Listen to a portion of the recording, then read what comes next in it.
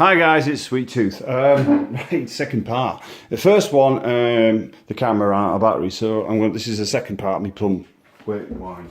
So, we started on by mixing all the sugar, didn't we? So, right, so that's what it should look like once you've mixed some sugar and fruit together. Right, so, okay. Right, you'll notice that after I've boiled it all in, you've got a lot of pulp, but don't worry, like I say, you can try and ram that a bit more down, but again, that's what it should look like anyway. Alright, so, right, so we're on to the next part, which is just pouring it in. Now, there's a few bits in the wine, so what I'm going to do is I'm just going to stick this sieve on. That easy. Okay.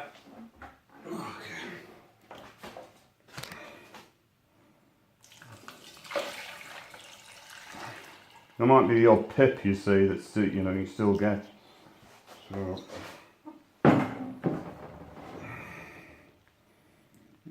See what I mean? See all the bits going in there. Okay. And what I tend to do with this is I divide it up so that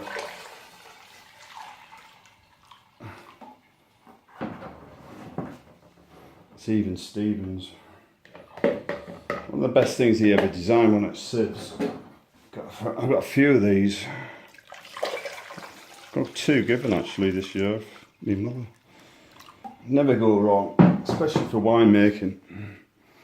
Just fits perfect in this siphon. Now that siphon there is like £1.50, but I've been using it because it's ideal for demijohns.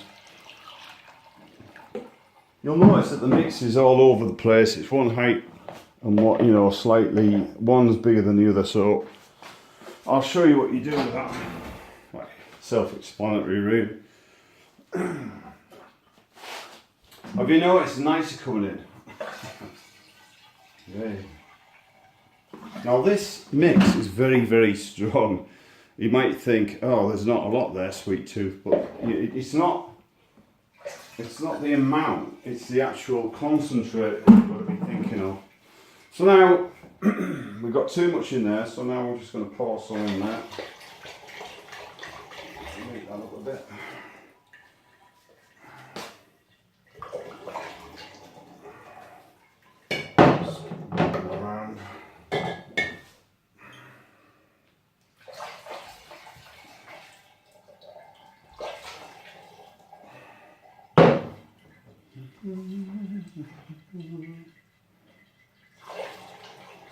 It is like syrup, this stuff. It really is. It's a bit more from that one.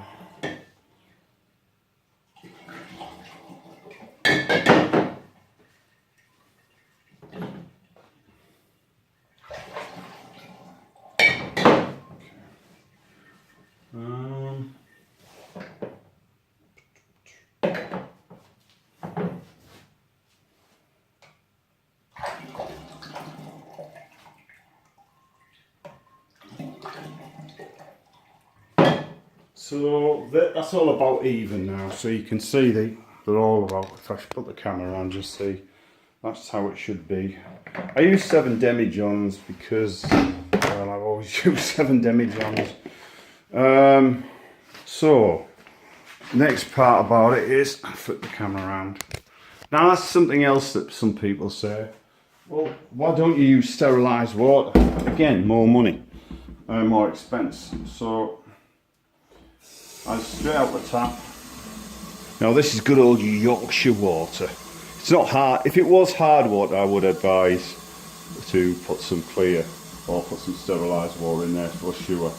But because the water here is quite, doesn't contain any, I can't remember what. Anyway, whatever makes that scales up your kettle, can't remember. But this is soft water, so you're fine. Straight out of the tap. Right. Now you want to be aiming for about there, really do. And there's a reason for that. One, if you if you fill it to the top here, it's going to overflow straight away. And it needs, once you put the airlock on, you're going to need like a decent amount for it to turn around. But not only that, you'll dilute it, you'll water it down, and you don't want that. So that's enough of that.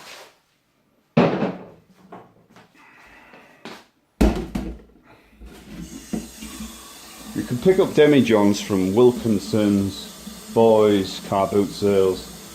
Obviously, once you get them, you need to sterilise them. I always sterilise them pretty much every time I do wine, but I mean, if you've got hot water, it does the same.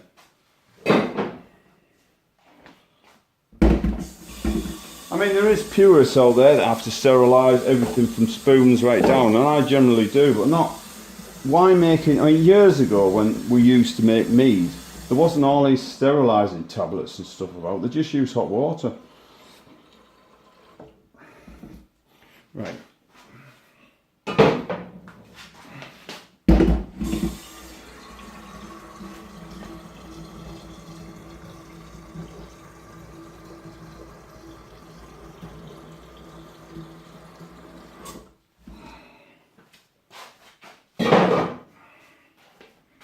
Now, I worked this out.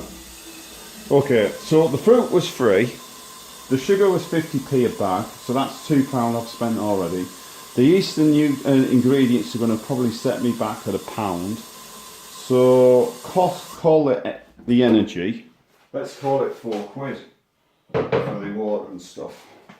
So now, you've got something that looks like that, guys. Alright? So they're all about level.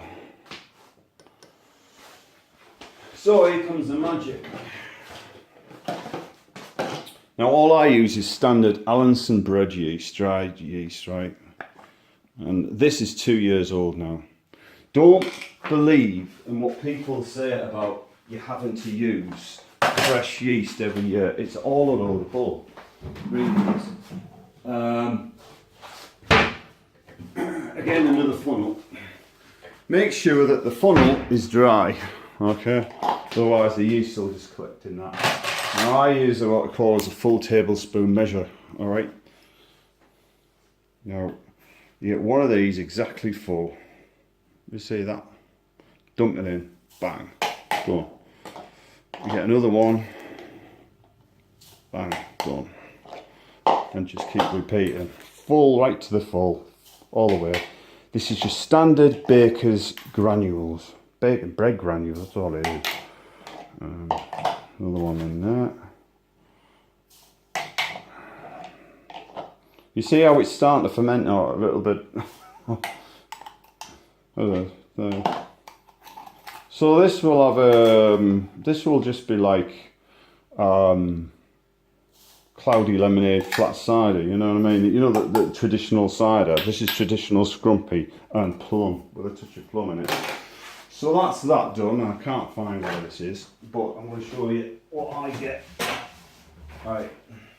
So this is what I get, which is like I just get 12 at a time. I think there's 10 in here. 1, 2, 3, 4. Yeah, I buy 10 at a time from Tesco's or Asda or whatever I can get it from. That's how it comes. That is 2 years old now. But I don't care because I am not a conformist. So you give this a little bit of a stir around with your long spoon. Okay. Now obviously the water is still warm and that's what you need because A, it dissolves the sugar, and B, it gets the yeast away. So the next step, sweet tooth, what do we have now? Well, the next one is yeast nutrient. For this you will need I go for this, which is half a teaspoon, but I'm going to throw that one away. Why sweet tooth? Because I'm tight and I like to use 1/3 of one. You know why? That's all you need. So dump that in like that. Bang. Now ingredients cost money. So what we've got to do is keep the costs down by just using what you absolutely need in a wine. If you use too much of this stuff, all it's going to do is the wine is going to just flow over you. You're going to lose it anyway. You know, apples and fruit from trees are quite volatile anyway, if I've found out. So, did I put some in there? I can't remember. I did. No, I'm not sure. I'll stick it in another one. Right. Okay. So that's that. Done, done, done. So once you've done that, you just go around with each one individually.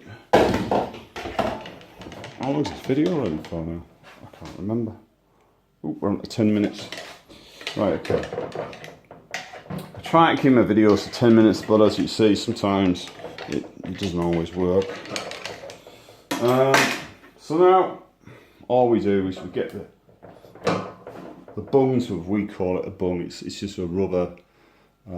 It's just a piece of rubber, really. It is rubber, isn't it? Yeah. My brain today. You tell it's a Monday, can't you?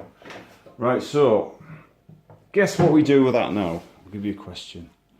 What do you do now? Have you seen me the videos? Yes? No? No? What we do is we get that and we give it a shake. Two reasons we do that. One, gets the air out. Two, it gets all the mix into where it's intended. So,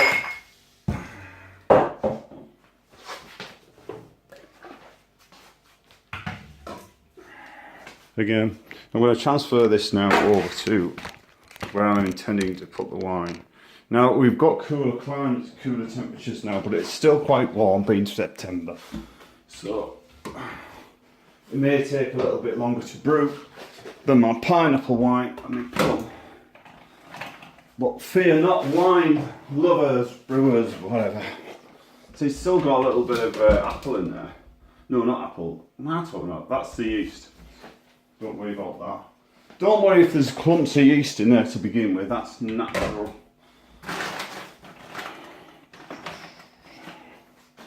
Finally, the last one. So there you go. That's all 7, right? So next we've got to put the bungs on, the airlock on. Airlock bung. Oh, it's all these complicated wine terms. So one of these now. Listen, if you see that on there, oh sweet tooth, but this is so unhygienic. Oh, ignore that, because there's nothing the matter with that. Right, and sometimes these bend when you try and clean them because they're only plastic. You've got to remember when you make wine, it's like anything, you know, it's homemade. It's not going to be shop bought. There's going to be times when, you know, but it's all about homemade stuff, isn't it, you know? I mean, when you get your lettuces in and stuff, there's probably be the odd creepy crawly hanging and you just brush it off. Same with winemaking. So, once we've done that, then we just get just a normal water, guys. Okay, then we just drop a bit in there. You want to be aiming for about no more than a quarter of it to a third. Don't fill the airlock right up. Alright. Like I said, they do bend, but it doesn't make any difference at all. Stick it in.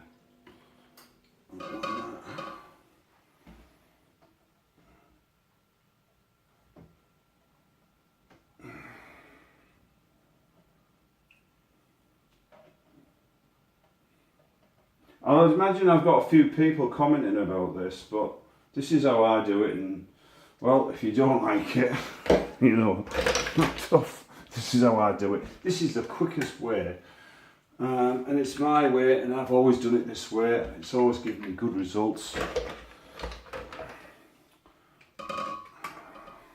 I am now starting to add more fruit to my wine because last year's wine didn't have the body on it at all. So I've incorporated a lot more fruit into it, which is definitely a go. Now look at that, that's got a crack in it, right? You see that? Doesn't matter, just stick it on.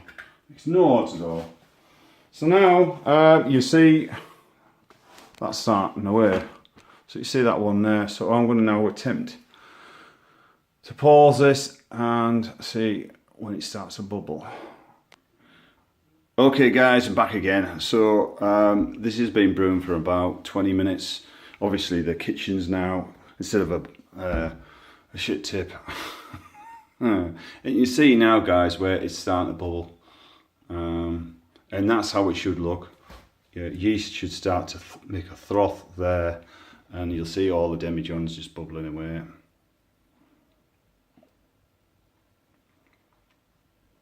It's really warm outside as well. It's not so warm in here, but it is really nice. And that's what you're looking for. And that's the start of the fermentation. Dead easy. Okay, they're all away. So thanks very much for watching, guys. I hope this helped you out. This is my way of just getting a brew on. And all this has cost me was 4 bags of sugar and a little bit of time and effort, a little bit of yeast. Okay.